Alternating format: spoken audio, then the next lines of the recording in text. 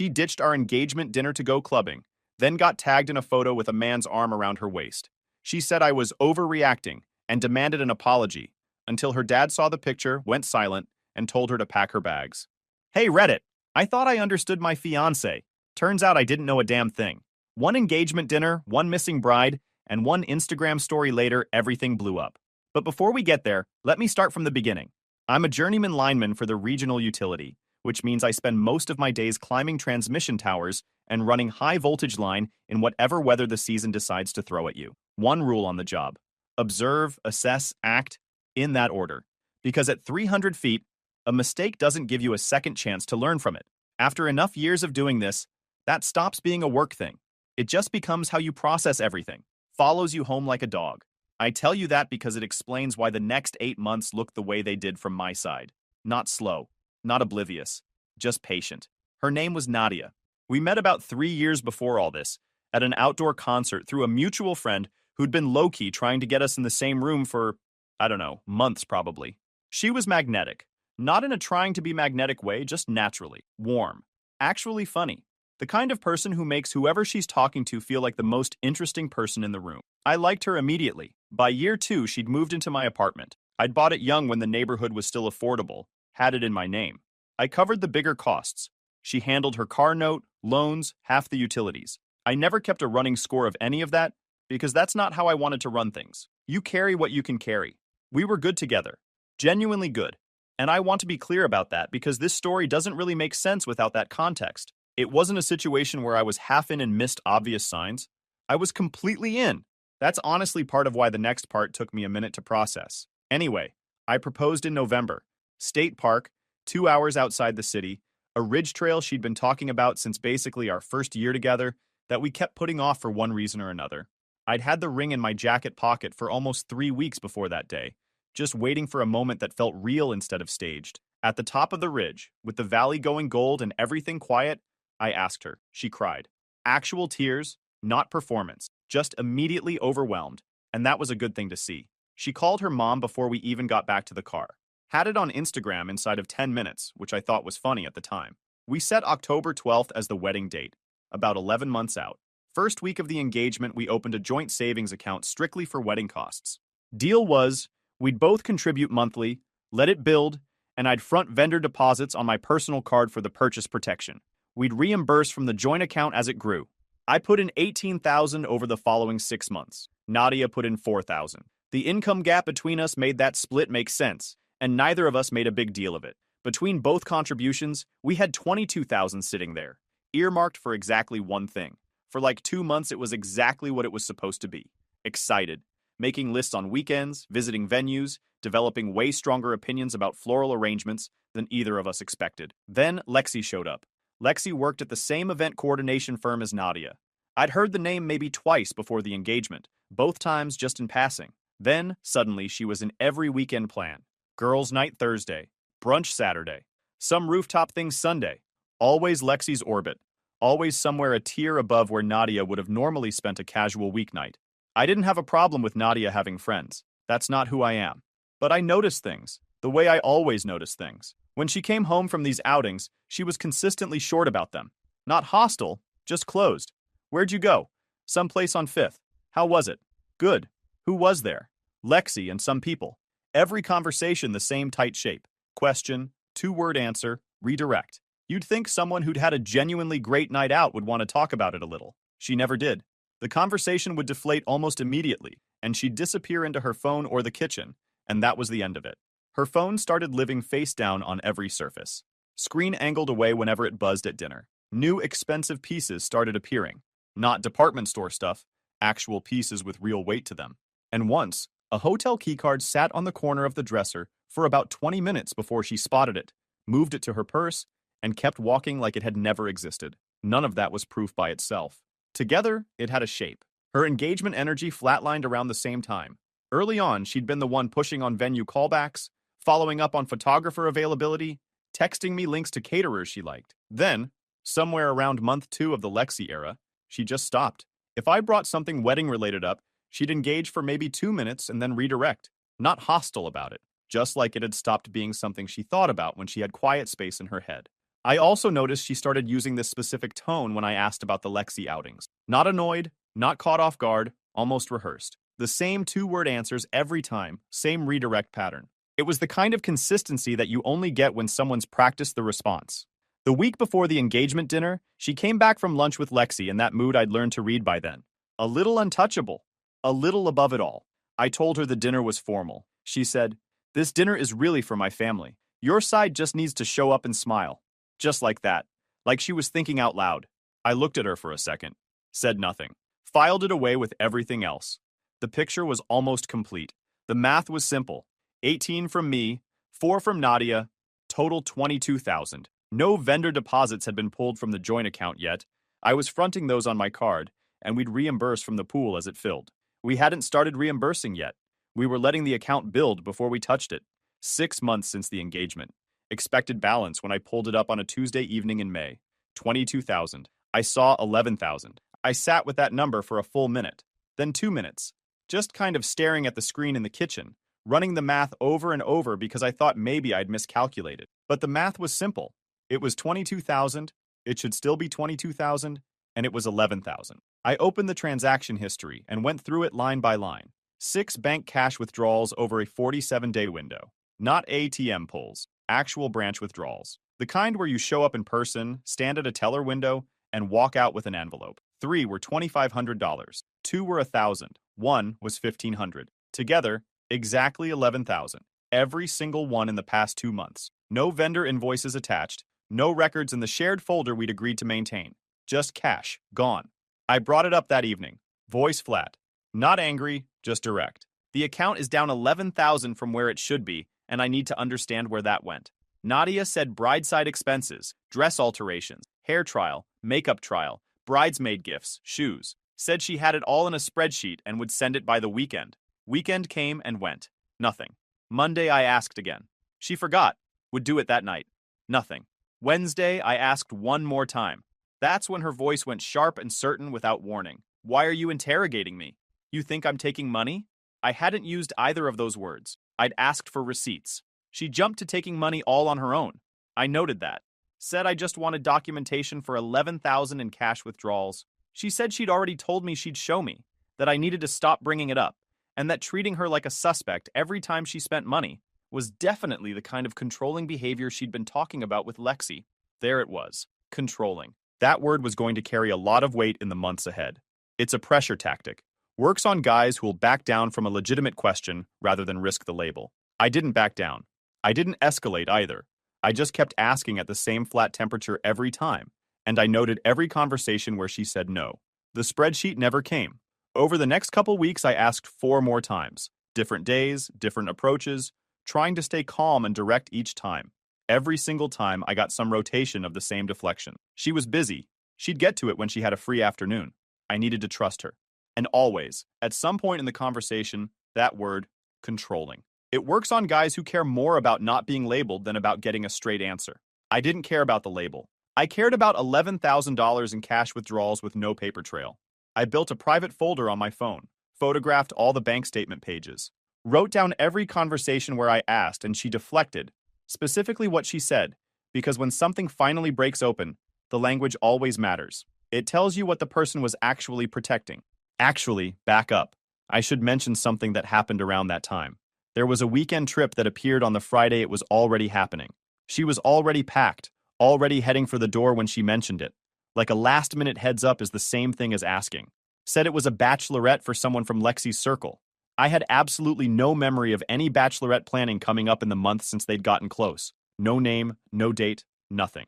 I asked who's bachelorette. She said someone I wouldn't know. That was the end of it.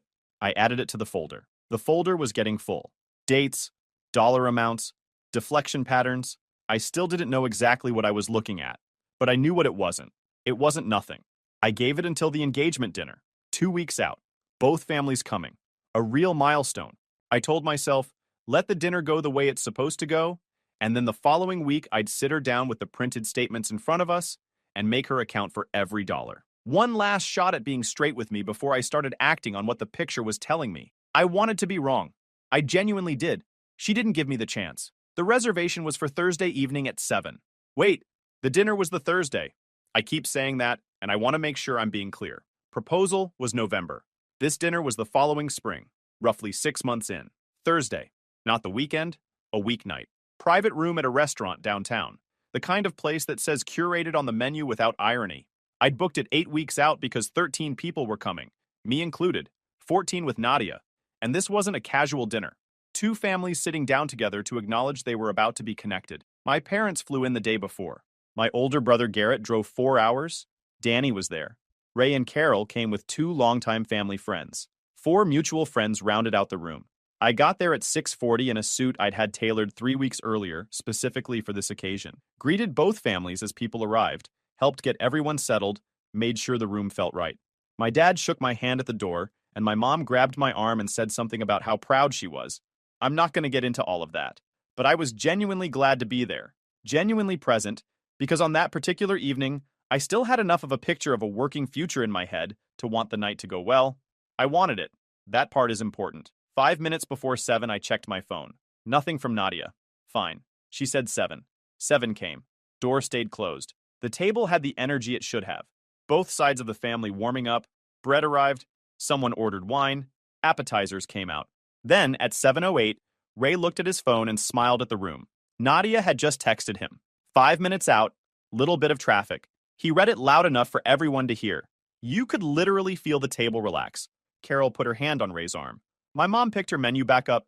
7:15, nothing. I texted Nadia. Everyone's here. Room's waiting.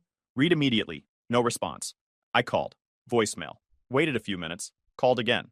Same result. After that, I put my phone in my jacket. I wasn't going to spend the night chasing someone who knew exactly what time this dinner started. If she wanted to go dark on her own engagement dinner, I wasn't chasing her down the phone tree. 7:30. I stepped out into the hallway and called Lexi, not to track Nadia down, just to confirm she was at least alive somewhere. Lexi picked up on the second ring. Told me Nadia was fine, she was with people, she'd reach out when she was ready. I asked where. She's good. Don't stress it. Line went dead. I tried her back 30 seconds later. Blocked. She'd blocked my number.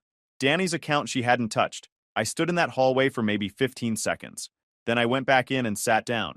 By 8, the room had changed in the way rooms do when everyone stops pretending.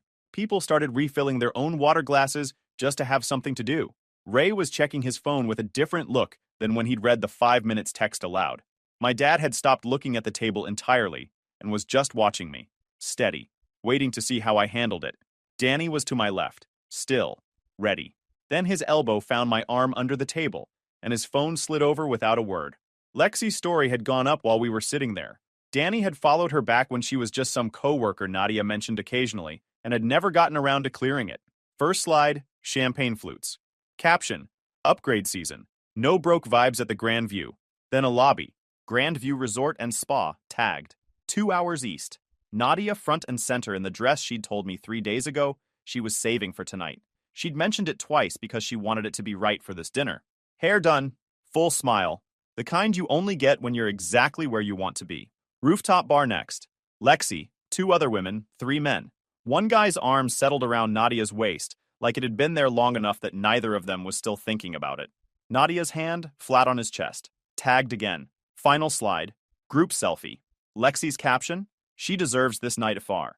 Nadia's handle was on all of it, visible to every one of her followers, including her father, who was 6 feet away, with his phone face down after reading her 5 minutes away text aloud and calming the whole room with it. I screen recorded all 4 slides, screenshotted each one with the location tag and her handle visible, airdropped the folder to Danny, emailed myself a backup. Under a minute. Didn't change my expression once. Set the phone face down on my knee, picked up my water glass, took a drink. Ray caught my eye across the table. He'd noticed I'd come back from the hallway carrying something different. I gave him a small nod. Not yet. He looked down at his plate. I waited until the appetizers were finished. These 13 people had done absolutely nothing wrong, and they hadn't even gotten their main courses yet. I wasn't going to blow the table up while everyone was still mid-plate. So I sat, kept my end of the conversation going, honestly can't even remember what we were talking about. Something about Garrett's drive down, ate what was in front of me, and did not take my phone back out. When the appetizer plates cleared, I signaled the server and asked for the check. Had my card out before anyone else could reach for a wallet. While the server was running it, I stood up. Room went quiet all at once. She chose not to come. I'm not chasing someone who can't show up to her own engagement dinner. Carol started before I finished. There had to be a reason. Something must have happened. She needed a chance to explain before anyone jumped to conclusions. Respectfully, I'm speaking. I held my phone up and let the recording run for 5 seconds. Nadia's face, the guy's arm around her, the Grand View location tag. I watched Ray find it. His jaw went tight, and his hand came down flat on the table hard enough to shift the water glasses. He pushed his chair back, short, sharp scrape of wood, and sat there with his hands flat, holding himself together by deciding not to let go yet. Put the phone away. That's where she is. Now we all know. My mom put her hand on my arm for exactly 1 second as I stepped back from the table. My dad gave me a slow nod, the kind that means you're doing this right. Then I went to Ray, extended my hand. He took it with a grip that was firm and somewhere else entirely, the grip of a man already further down the road of this night than anyone else in the room. I thanked everyone for coming, signed the check, walked out. I didn't look back at the table, sat in my truck in the parking lot with the engine off for a few minutes. Because that's the thing about the Observe, Assess, Act sequence. Once you've done the first two, the third part isn't scary. It's just the work, and I knew what the work was. Not replaying anything, not pulling things apart, just letting what had been confirmed settle into something I could carry steady. Then I started the engine and drove home. I already knew she wasn't coming home that night. Got back to the apartment, went straight to the bedroom, overnight bag gone, the dress gone, makeup kit gone. She'd packed before Lexi picked her up. While I was putting on that tailored suit, while both families were driving into the city, she was already loading a bag for the Grand View. I updated the documentation folder with the newest bank statement pages that had posted since I'd last photographed things, printed 2 clean copies of the full run, set the folder on the kitchen table, went to bed. I slept 6 hours, I have no idea how. 9:15 the next morning, Friday. The front door opened. Nadia walked in like she was returning from a perfectly normal overnight trip, calm, confident, scanning the apartment to make sure everything was still exactly where she left it. Different clothes, hair still done, that same easy posture she always used when she thought the room belonged to her. She spotted me at the kitchen table and said, "Hey," like we were starting a Saturday. I didn't move. "You missed the engagement dinner," I said. "Both families were in that room for 2 hours." She didn't even pretend to feel bad. She just slipped into the story she'd built for herself. She'd been with friends. It was spontaneous. She wasn't going to be interrogated every time she walked out the door. She wasn't going to justify her schedule. She wasn't going to defend normal adult behavior. "Both families," I repeated. She gave me a slow, patient look, the one she used when she wanted to position herself as the reasonable one. "I'm an adult," she said. "I don't report my whereabouts to anyone." "Perfect," I said. "Then be an adult somewhere else." That line knocked her off balance. She blinked, regrouped fast, and sharpened her tone. "You humiliated me," she said. "You staged a public scene without giving me any chance to explain myself. You blindsided everyone with whatever you showed them. And now I'm the one who has to deal with the fallout. You owe me a real conversation before you blow up my life." I picked up my phone, opened the screen recording, hit play. I held it out so she could see it. The lobby, the rooftop bar, the man's arm around her waist, her hand on his chest, the location tag, her username under every slide. Her face changed. Not guilt. Irritation at being confronted with reality. 15 seconds. Then I set the phone face down. "You tagged yourself," I said. "I just stopped pretending." I slid the printed folder across the table. Every bank statement, every cash withdrawal highlighted in yellow, the total circled in red. She didn't pick it up. She pivoted instead. Fast. Like she'd practiced this speech. "The wedding fund is mine to manage," she said. "Bride-side expenses are the bride's domain. You don't understand how wedding planning works. I've been handling my side of things the way any bride would, and you treating me like some kind of financial suspect is exactly the controlling behavior I've been talking to Lexi about for months." "Save your speech," I said. "Pack." That hit harder than anything else. She slid the engagement ring off her finger and set it on the counter like punctuation. Then she reached for it and held it up. "I'm taking this," she said. "It's my ring. You gave it to me." "Put it down," I said. "I bought it. Custom order. Paperwork. Receipt. Everything in my name. If you want to fight over it, you can do it with a lawyer. The ring stays here." She slammed it onto the counter hard enough to leave a mark. Then came the entitlement, the part she thought would win the room. "You need to fix what you did last night," she said. "You damaged my reputation in front of people I have to face. You're going to call both families and tell them it was a misunderstanding, that it wasn't what it looked like. That's what needs to happen now." "That's not happening," I said. Her face tightened. She pulled out her phone and pointed the camera at me. "I'm documenting your behavior," she said. "You're being unstable." I reached to the counter, picked up my phone, opened the voice recorder, and set it face up between us. "I'm recording too," I said, openly. Everything said in this apartment going forward is documented. Something shifted in her eyes. A tiny, fast flicker. The look of someone who walked into a room assuming they controlled the exits and just discovered they don't control anything in it. She didn't say another word. She called Ray. Ray got there in 38 minutes, which meant he was already in the car before Nadia hung up. She'd called him expecting backup.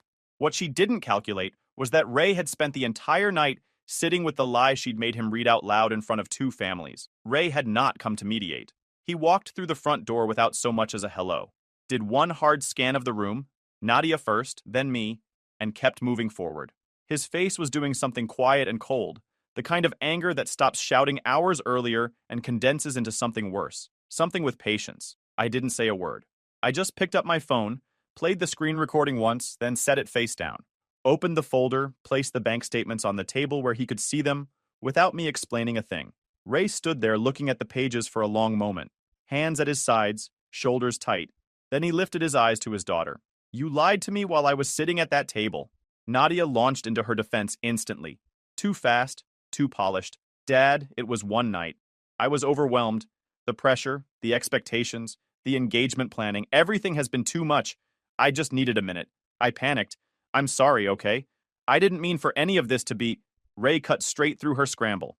"Did you take money from the wedding account?" She blinked, shifted tone, tried to redirect. "I was managing my side of the planning. Brideside expenses are complicated. A bank statement doesn't tell the whole story. Context matters before anyone makes yes or no." Ray's voice didn't rise. It didn't need to. "Did you take money that was not for the wedding?" Silence swallowed the room. Ray waited. He had all the time in the world, and made it very clear he wasn't moving until she answered. "Yes or no?" She finally broke. Tears, real ones, and completely useless. Then came the entitlement. "The wedding was supposed to be my day," she said. "I'm the bride. I'm supposed to have things for myself. I felt invisible in the planning. I needed one night to remember who I am. I didn't think it would be such a big deal." Ray let out a sharp, humorless breath. Not a laugh, just disbelief turning into disgust. "You didn't think it would be a big deal," he repeated. "Your fiancé sitting alone at a table with both families waiting for you? Me reading a lie you sent? You disappearing with other men the night before your engagement dinner?" He pointed at the folder without looking away from her. "You took $11,000 of joint money. You lied to every person who loves you. You humiliated this man. And you call it your day." He shook his head slowly. "No, you don't get to hide behind being a bride. You made choices, and now you get the bill for them." He straightened up, voice leveling into something final. "This isn't a big deal? It is now." Then he turned to me. "I'm sorry," he said. Not polished, not strategic. Just a father meaning every word because it was all he had left to offer. "I appreciate it," I said. Ray nodded once. "What do you need?" "Her out of the apartment," I told him. "Engagement's over. I'll pack her things for a scheduled pickup once she has somewhere to put them. No chaos, just logistics." Ray turned back to Nadia. "Get your essentials," he said. "You're coming with me." His tone left zero space for negotiation. That was when the front door opened again. Carol stepped inside, moving fast, going straight to Nadia like she needed to physically shield her. And then she turned on me before she'd even finished crossing the threshold. "You're overreacting," she started. "You humiliated the entire family in public. This should have been handled privately. Everyone needs to sit down and talk before anything permanent happens. She needs support right now, not..." Ray turned to his wife. His voice dropped, which somehow made it 10 times more dangerous. "You have been protecting her whole life," he said. "That is why she thought this was okay. Stop." Carol froze. The words hit her like a physical thing. I could see the battle in her face. A mother wanting to argue, to shield, to deny, and then making the rare, difficult decision to swallow it. She stepped back, quiet. It clearly cost her something. Nadia didn't say another word. She went to the bedroom, grabbed one bag, and walked out without looking at me once. Ray followed her. Carol paused in the doorway, looked at me, something between apology and resignation, then turned and left without another word. I locked the door. That afternoon, I drove to the hardware store, bought a new deadbolt and handle set, installed both myself in about 30 minutes, ordered a video doorbell that showed up 2 days later, mounted it before my next shift. That evening, Ray texted me, "Pickup scheduled for Saturday morning. I'll be with her. She won't contact you before then. I'm sorry for what she put you through." The old key was useless. The new camera watched the front step. The next 3 days were all administration. I won't pretend that means I felt nothing. I didn't. But I've been trained in environments where feelings and execution have to be two separate things, or someone gets hurt. So I kept them separate. Methodical, in sequence, same way I work a complicated job on the line. You don't let the emotional weight of the situation bleed into the quality of the work. Joint account first. Downloaded the full transaction history. My 18,000, Nadia's 4, and the 11 she'd pulled in 6 cash withdrawals over 47 days. Her entire contribution was gone, plus 7,000 of mine on top of that. The 11 still sitting in there was mine. I transferred it to my personal account and called the bank to close the joint account while I still had the rep on the line. Credit card next. Removed Nadia as an authorized user. Pulled the last 30 days of activity, 2,800 in charges. Spa stuff, restaurants, some boutique I'd never heard of. All technically valid since she was still authorized at the time. All gone. I changed every financial password I had, turned on two-factor authentication everywhere, set up transaction alerts. And then the vendors. Every deposit I'd fronted was on my personal card, so I directed all refunds there when I called to cancel. I spent a full day on the phone. Some were clean, some weren't. The venue deposit was gone. 3,500, forfeited under their 90-day policy, no exceptions. The caterer hit me with a 1,200 restocking fee on specialty items they'd already ordered based on our head count and menu. 4,800 came back out of the 6,000 I'd paid.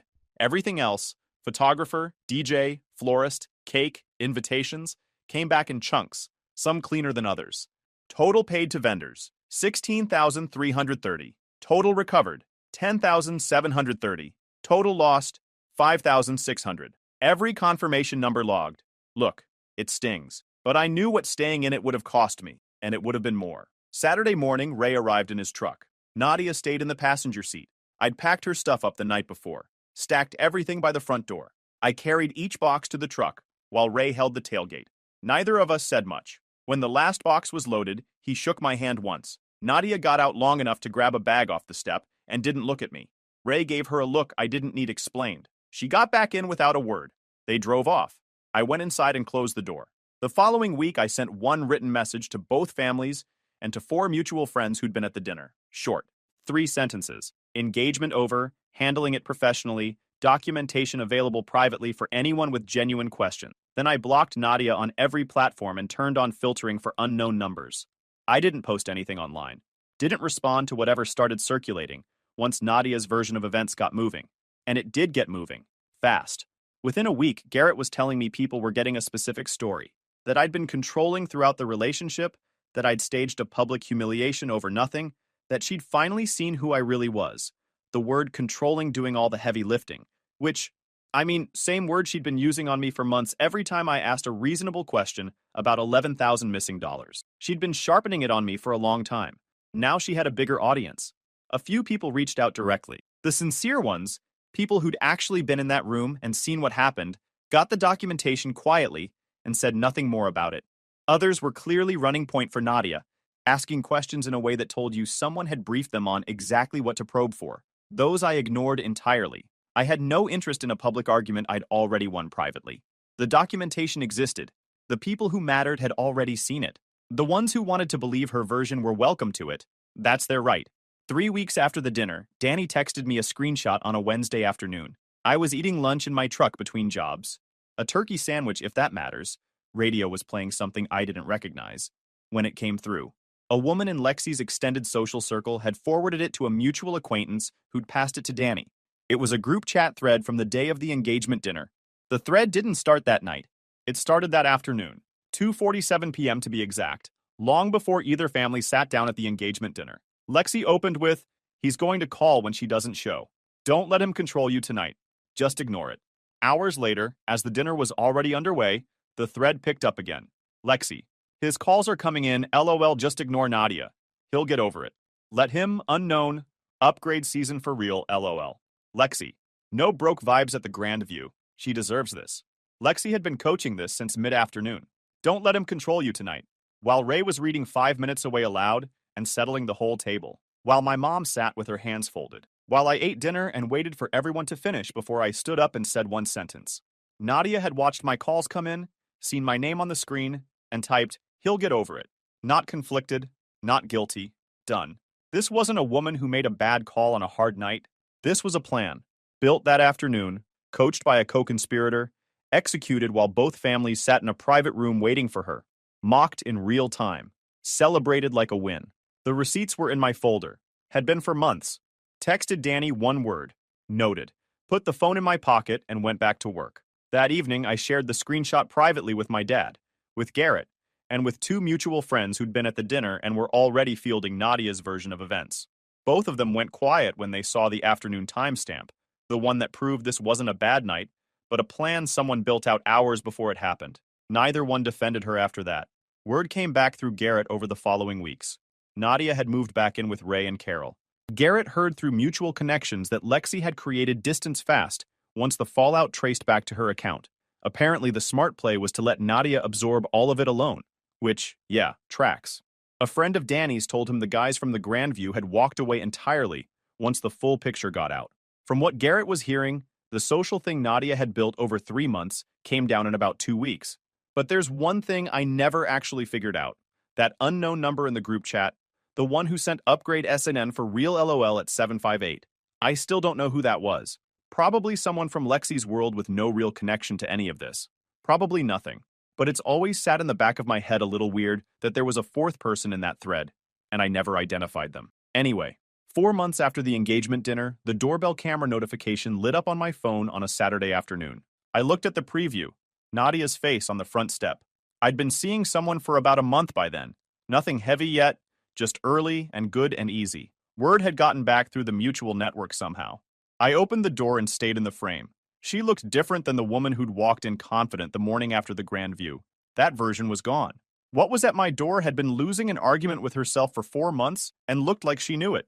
She said she'd been doing a lot of thinking, that she understood things now she hadn't known how to see at the time, that she was sorry in a way she hadn't been able to be in the moment. She talked about the 3 years, what they actually were, what she'd walked away from. She asked if there was any version of a real conversation left. I let her finish completely without saying a word. I owe her that much. She came here and said it face to face, not through a text, not through someone else. That took something. So I let her finish. Then, you threw it away. I just cleaned it up.